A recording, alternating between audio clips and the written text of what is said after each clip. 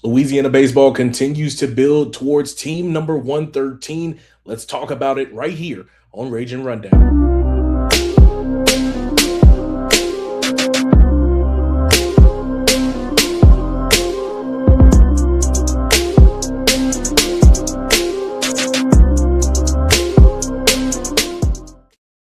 What's good, ladies and gentlemen, and welcome into another episode of Ragin Rundown, the show where you will know all things UL sports. I'm your guy, Jamarcus Fitzpatrick, but you know you can always call me Fitz. And in today's episode, we will be talking about the latest additions that the Ragin Cajuns baseball program have added to their transfer portal class. We'll also talk about Louisiana Football adding their 10th commitment or picking up their 10th commitment after their second weekend of official visits.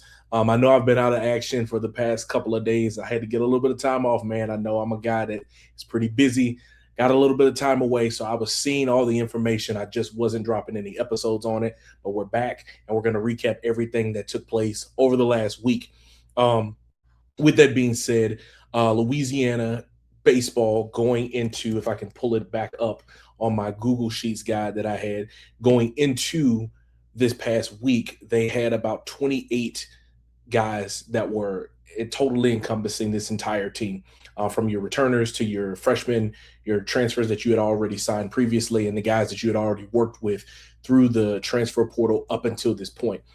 But last week was a four-man signing group of commitments that you got for your 2027 roster going into next season. That now brings your total up to 32 total players that you have going into 2027. So the guys that you added to the mix was Texas State's Manny Salas. You have Kansas State's Micah Kendrick. You have UTSA pitcher Kendall Dove. And I'm missing one more as I'm looking around on the sheet. Griffin Miller was the other pitcher that you had from Marshall. So you got three pitchers coming from Marshall that all played under Taylor Sandiford. And their reason for coming to Lafayette, outside of head coach Matt Deggs and the culture and the fans and all those things like that, was literally Taylor Sandiford. I had one of the pitchers, I believe it was a Blaine Albright, that literally said, I would fight and die for Taylor Sandiford. Like, getting that type of commitment. And they hadn't even visited campus before they announced those commitments. I'm talking about Blaine Albright, Charlie Krebs. They had not visited campus before deciding to come to a place that they had never seen before. Obviously, probably played there being an opponent, but as far as the facilities and being around the area at an extensive level, they had never seen it before. So kudos to Coach Sandiford for just being himself and allowing these guys to trust in him enough that they would be able to commit off the strength of just his name and who he is. So we'll talk about the guys that are going to be coming in. We'll start off with Manny Salas. He arrives after earning second team All Sun Belt Conference honors at Texas State. He's 6'1", 235 pounds. He was also an infielder and designated hitter, probably going to be your first option at first base, depending on what you decide to do from a defensive standpoint. You obviously want his bat, so maybe you could try Micah Kendrick in that position, or you could utilize Manny Salas. Somebody's going to have to DH, but you definitely want this guy in your lineup because he started in 62 games for the Bobcats. He had a 309 batting average with 16 home runs and 42 RBI. He has one more year of eligibility remaining and will be playing for his fourth collegiate program, which, you know, to some people that may look like a red flag, but situations change, coaching staffs change, aspirations for players change. And what I've seen from a couple of these guys is that they're coming from multiple different situations. And ultimately what these guys are trying to do is get an opportunity to play, and they want to win. And that's what it's really going to boil down to. So you get a huge bat in Manny Salas. The next is Kendall Dove, the UTSA pitcher. He is 6'5", 230 pounds. He's a right-handed pitcher. He spent the 25 and 26 season at UTSA. This past season, he had 14 appearances, 8 starts. He had a 4-1 record with a 6.70 ERA across 43 innings pitched. He will have 1 year of eligibility, and he will be attending his third school with Louisiana being in the mix. The ERA obviously is not something that you love, but we've seen what Coach Sandiford is able to do, bringing guys in and developing them, working with them to try to make them much better and bring the best out of what they could be. But looking at some of the notes that he was posting, he has a really, really good fastball. I think the fastest that it got up to was like a 91-mile-per-hour fastball. And he had different options, the cutter, the splitter, and all of those different options that he can utilize. So in the hands of Coach Sandiford, there could be somebody that you can mold. Another very big body pitcher. You think about a Sawyer Pruitt, who's 6'7", 240. He has a similar build, and he's much older. So he could probably start as a bullpen kind of guy for you that can help you be, a segue type of player, or somebody that slams the door shut, a closer, or even a midweek starter, just trying to figure out what you can do to develop this type of player, and him just being a moldable player as you bring him into your program. The next player is Micah Kendrick, who is coming from Kansas State. Last year with the Wildcats, he started in 36 games this past season. He had a 290 batting average, 5 home runs, 22 RBI. He's 5'11", 195 pounds, and he has 2 years of eligibility playing for his 4th collegiate program. I believe he went to a JUCO at one point as well. So another experienced baseball player that you're going to be adding to the mix, that gives you an option on the infield, that gives you an option with his bat, that has a solid batting average, and that can go out there and potentially do something special for you, depending on how you want to utilize him across your system.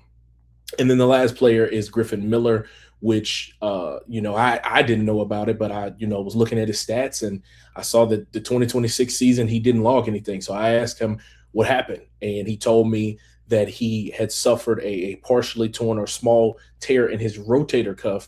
And so he missed the entire season, but he did undergo surgery, went into surgery in November, and he said that it feels great, and he's fully recovered and ready to play and compete for the 2026 season. I do believe he has 2 years of eligibility because of that medical red shirt. Yes, he does. He's a right-handed pitcher, and he's going to provide another experienced arm for you. What does that look like when he's at full health?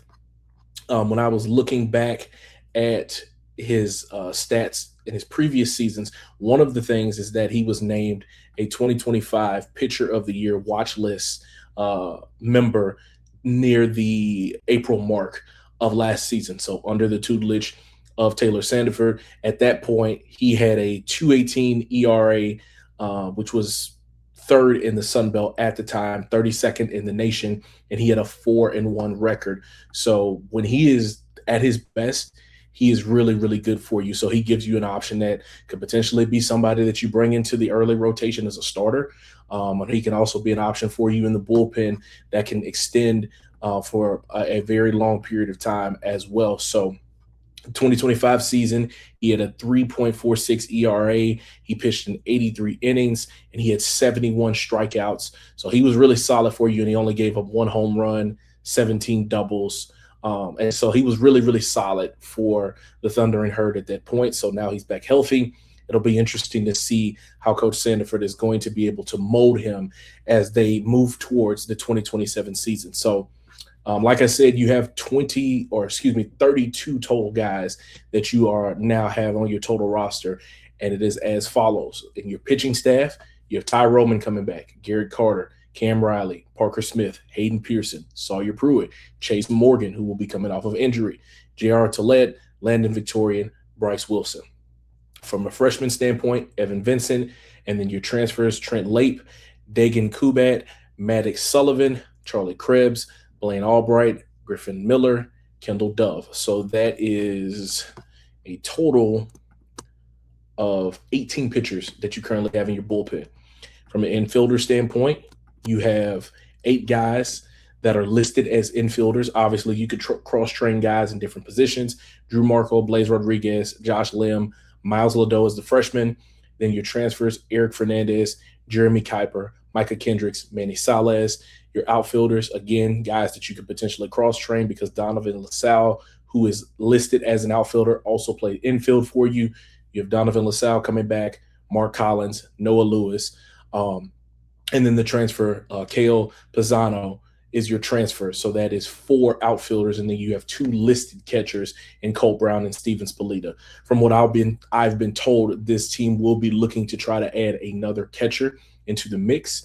And if I'm not mistaken, they played with 34 guys on their roster last season. So they're probably right around in that sweet spot of the number of players that they would want to have. I think you're about as solid as you can get from a bullpen standpoint. So now it's about adding some depth at the outfielder positions and then in the catcher's position as well, because obviously Steven Spalita was a designated hitter for you. He didn't get many opportunities, I don't think, if at all, as a catcher for you, but his bat was very solid for you in the moments that he was in the lineup as well. So it'll be interesting to see how the offseason continues to shake up.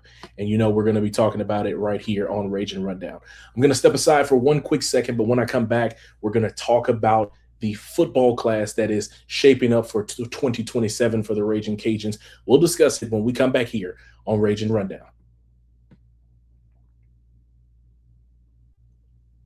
Hey guys, thank you so much for tuning into another episode of Ragin Rundown. We're going to get back into the action in just a second. But before we do, please do me a favor, like this video, share it, and leave a comment down below. But most importantly, make sure you subscribe to the channel. If you're listening, please follow the podcast feed, rate the show, and leave us a review, because that helps us get in front of more Ragin Cajun fans just like yourself. So we talked about baseball, but now moving over to the gridiron, Ragin Cajuns football picked up yet another commitment towards the 2027 class. They had an extremely active weekend for official visits this past weekend, as they had a ton of guys to come in their second weekend of official visits. And if I can go back on our website, which I'll probably link some of these stories down in there in case you're more of a visual person and you want to see it listed out of the players that were coming in, the commits, and all of those things like that. You will be able to see that based on the stories that I'll have linked down in the description. But they like I mentioned, they were able to add another commitment in a safety from Archbishop Rummel.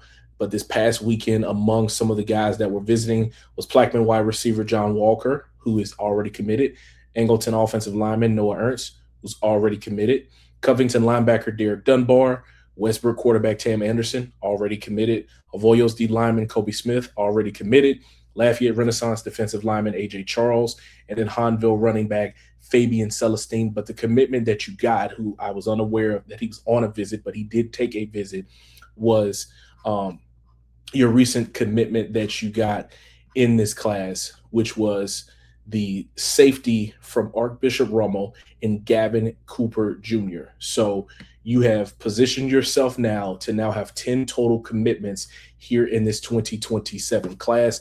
And they are as follows: Shadow Creek tight end Bryce Coleman, Avoyos D lineman Kobe Smith, Faraday wide receiver Rob Taylor, Westbrook quarterback Tam Anderson, offensive lineman from Angleton Noah Ernst, Plaquemine wide receiver John Walker, University Lab defensive lineman Mason Smith, St. Thomas More safety Landon Orty, Summer Creek DB Caleb White, and then finally Gavin Cooper coming here into the mix for you. So a little bit about him. He is a 6 foot, somewhere between 195 to 200. I've seen a couple numbers, 204, 200, 195. Let's put him right there at around 200. He's 6 foot tall. He's 200 pounds, and he can find the football. He is kind of a nickel guy. So think about kind of the star position that UL has, the Maureen Illiams, those players that are kind of like that, is the type of player that they're going to be. I assume they will be utilizing him at, because that's how he's played in the system at Rummel. He initially received his offer from the Cajuns back on May the 7th. And like we've seen multiple times in the recruiting process for the football program, once they hone in on a target, it doesn't take them very long to land a commitment from them when these guys are really interested in the type of program that is set in front of them. If I'm not mistaken, the Cajuns beat out multiple Sunbelt members. I think it was Old Dominion, Troy, were two of them that I can remember right off the top of my head, that he committed over those programs, in Georgia State. So it was Georgia State, Old Dominion, and Troy were just a handful of programs that he had offers from that you beat out in a head-to-head recruiting battle. You keep him and you bring him to your program, you keep him in the state, and you keep him from going to somebody else that you would see him in Sunbelt play later down the line. So statistically, this past season, he had 86 total tackles. He had an interception. He had, I think, 4 pass breakups and 11 tackles for loss. So again, a player that has a nose for the football, very similar to what we saw from Landon Orty, who is a safety at STM. But after I talked to him last week, he told me that they plan to move him to inside linebacker, which is very interesting because we've seen how that's worked out in the past. You think about a Jaden Duggar, which obviously has a completely different body type than Landon Orty, but Jaden Duggar came from Georgetown as a safety. He was moved to defensive line and eventually became an inside linebacker, and now he's playing for the San Francisco 49ers. That's not to say that that's what Landon Orty will or will not become, but it just goes to show that when the Cajuns see a skill set in a player, whether that's his ability to cover or his ability to have a nose for the football and tackling, and they switch him to a different position, they've been pretty solid in being able to evaluate that talent and move them to different positions. So that'll be interesting to see. But Gavin Cooper joins this class, bringing the number to 10 total commitments on the 2027 docket for Louisiana. They have another weekend coming up of official visits. I'm not exactly sure who some of those guys will exactly be coming up, but I'll be keeping my eyes and ears out to find out who those young men will be that could potentially be coming to Lafayette this upcoming weekend. And we'll be discussing it right here on Ragin Rundown. That's going to wrap up this episode of Ragin Rundown. If you've made it to this point in the video, thank you guys so much. Please do me a favor. Please like this video, share it, and leave a comment down below. But most importantly, make sure you subscribe to the channel. If you're listening, please follow the podcast feed, rate the show, and leave us a review because that'll help us get in front of more Ragin Cajun fans just like yourself. I'm your guy, Jamarcus Fitzpatrick. We'll see you guys next time.